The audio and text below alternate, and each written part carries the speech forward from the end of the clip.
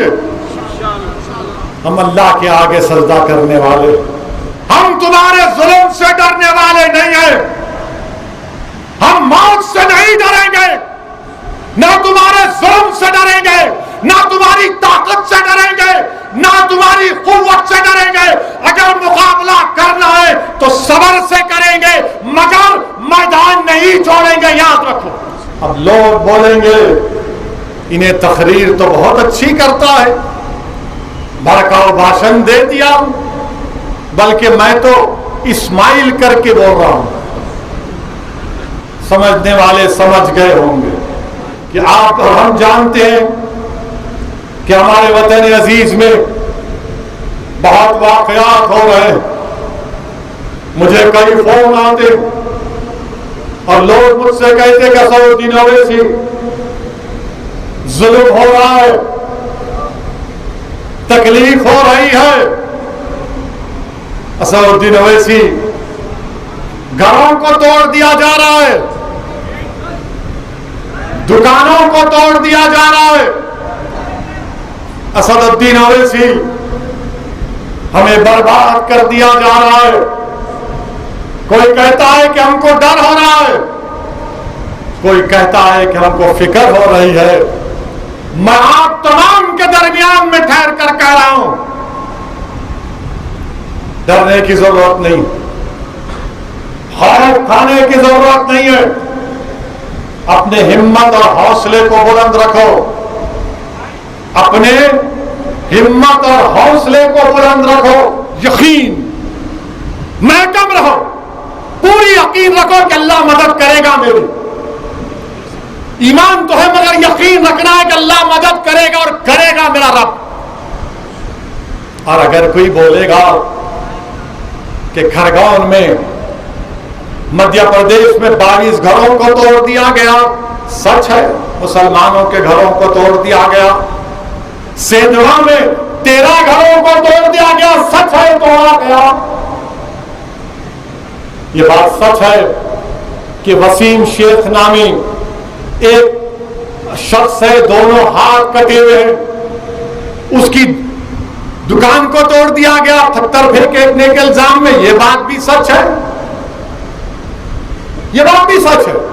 ये बात भी सच है कि दिल्ली के जहांगीरपुरा में मस्जिद के सामने इलीगल बोलकर तोड़ दिए, मलगियों को तोड़ दिए, दुकान को तोड़ दिए, उसमें हमारे हिंदू भाई के भी दुकान तोड़ दिए।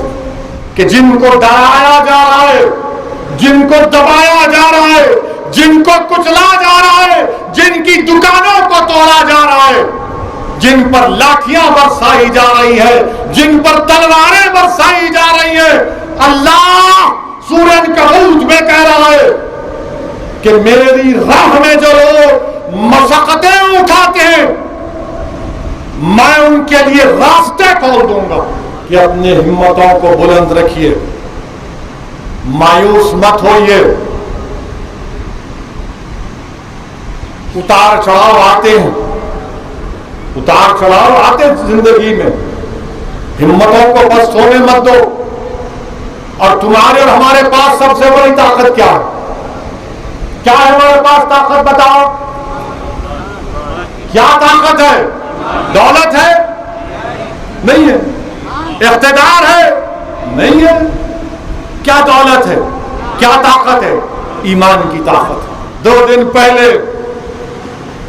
हरियाणा में एक ज़ईफ बूढ़े शख्स को, उसका वीडियो आपने देखा होगा कि जो अपने आप को गौ रक्षक कहते हैं, इन्होंने उसकी दाढ़ी पकड़ी, दाढ़ी के बाल खींच रहे, मार मार कर उसके सर को खोल दिया, बेहोश गाड़ी में पड़ा है। यह जुल्म उन्होंने किया।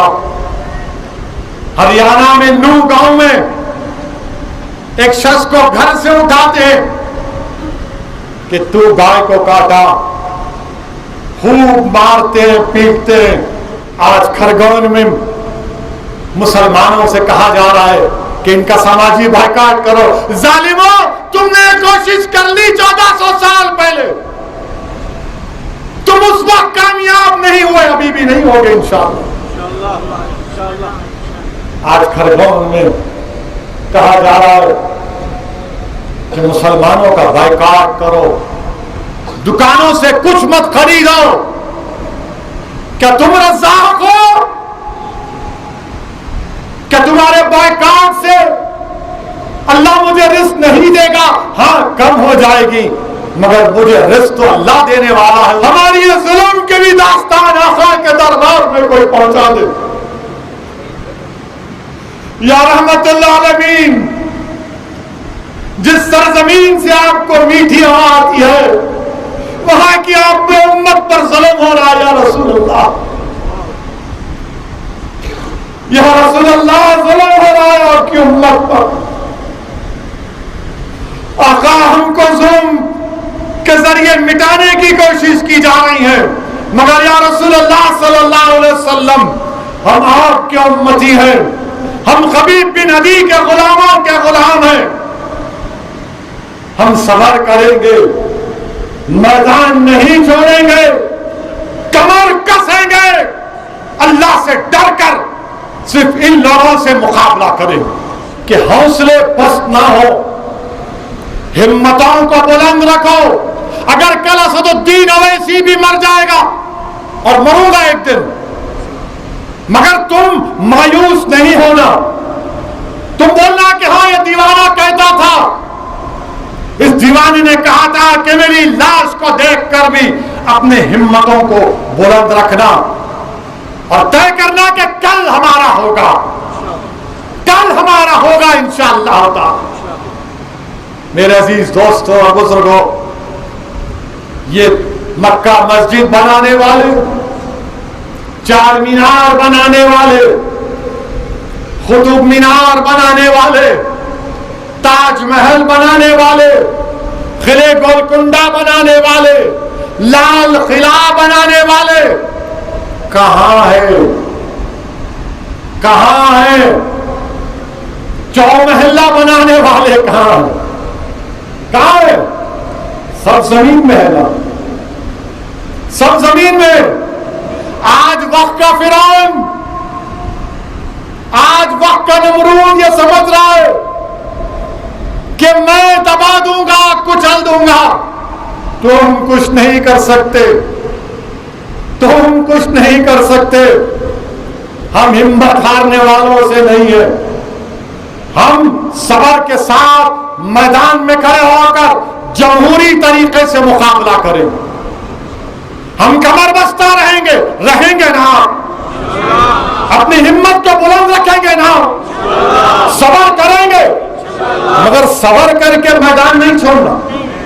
हम डरने और घबराने वाले नहीं। तुमने दुकानें तोड़ी, इंशाअल्लाह ताला अल्लाह इसका बदला लेगा।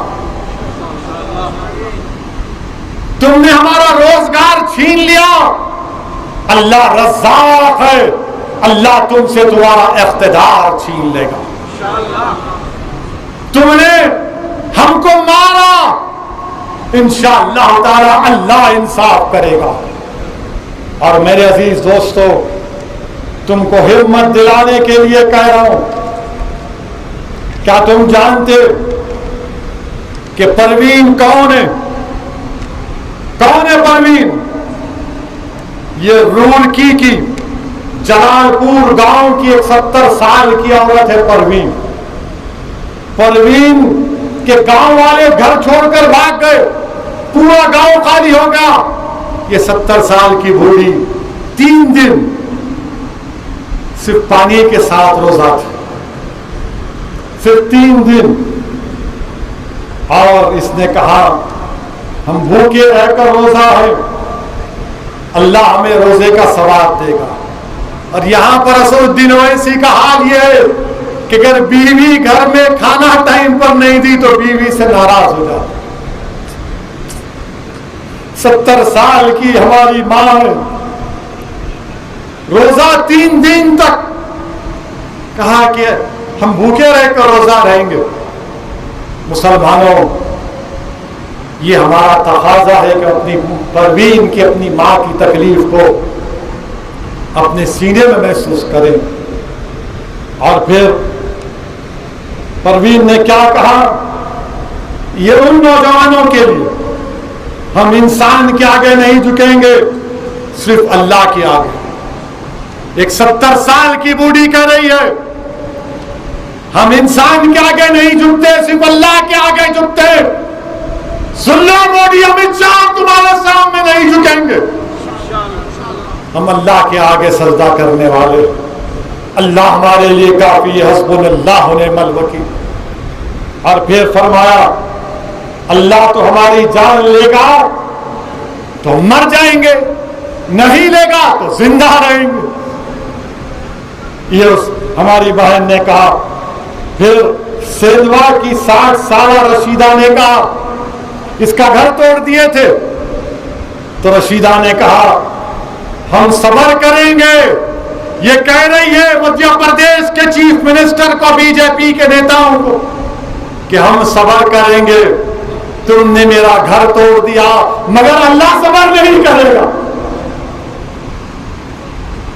अल्लाह सब्र नहीं करेगा।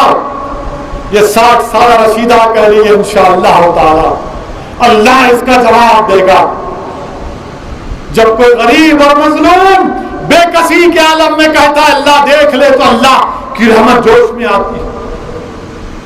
जालिम जुल्म करता है मगर चंद दिन के लिए करता है। मेरे अजीज दोस्तों और बुजुर्गों, इस हमारे वतन अजीज में बीजेपी मुसलमानों के खिलाफ एक नफरत के तूफान को खड़ा कर दिया,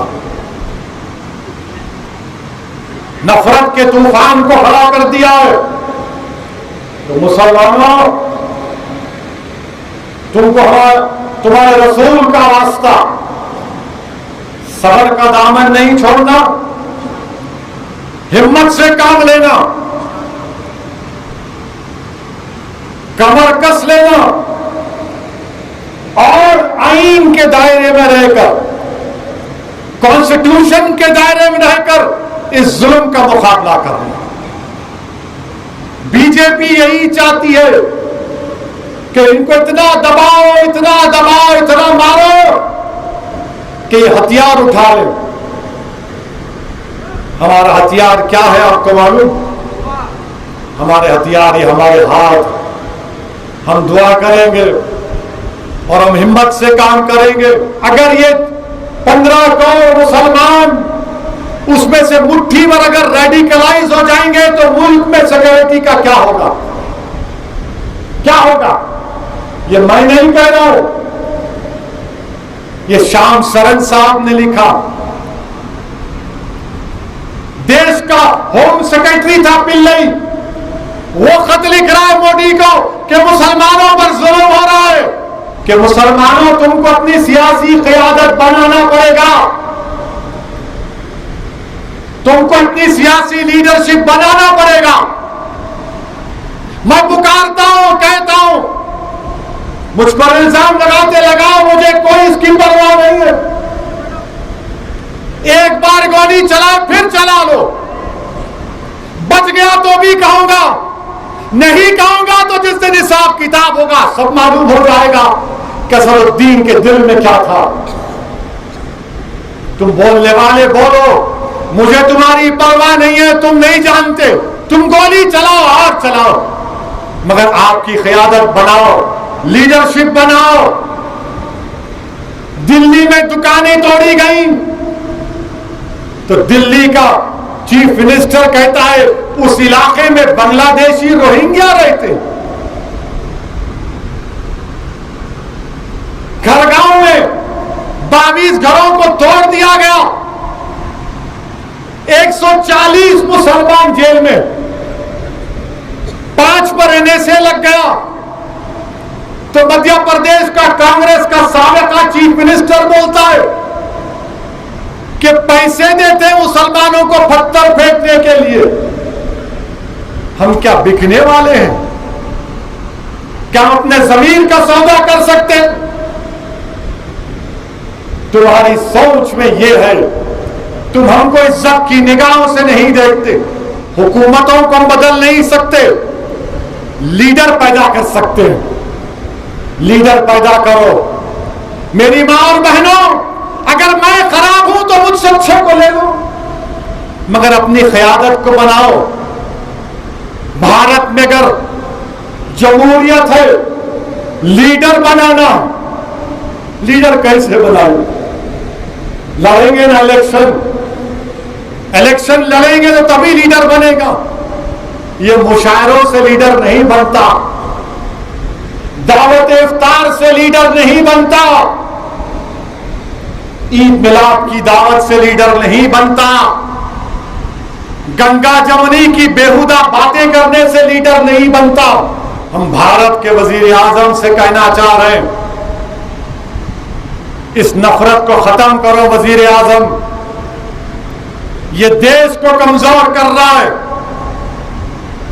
आपकी पार्टी, आपकी हुकूमत भारत के मुसलमानों पर एक जंग का ऐलान कर चुकी है।